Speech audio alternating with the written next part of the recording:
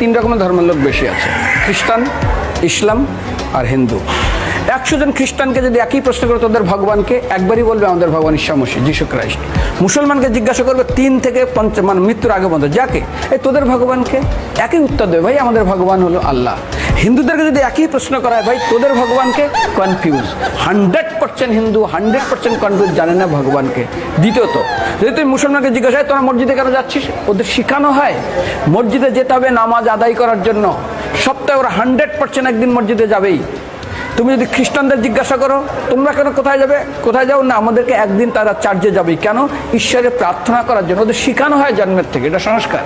আর হিন্দুদের যদি জিজ্ঞাসা করে তোমরা মন্দিরে কেন যাচ্ছ, হ্যাঁ আমার ছেলের বিয়ে হচ্ছে না, আমার মেয়ের বাচ্চা হচ্ছে না, আমার বাবা হসপিটালে আছে, কালকের আমার মামলার ডেট আছে, আমার ব্যবসা খুব খারাপ, আমার শরীর খুব খারাপ।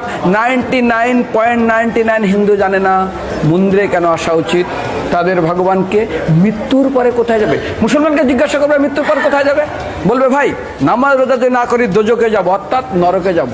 যদি হিন্দুদেরকে জিজ্ঞাসা, ওদেরকে বলবে আর যদি করো নামাজ রোজা করি তাহলে বেহেশতে স্বর্গে যাব। যদি খ্রিস্টানদেরকে জিজ্ঞাসা করো এই তোমরা যদি আমরা ঈশ্বর আরাধনা করি হেল অর্থাৎ নরকে যাব।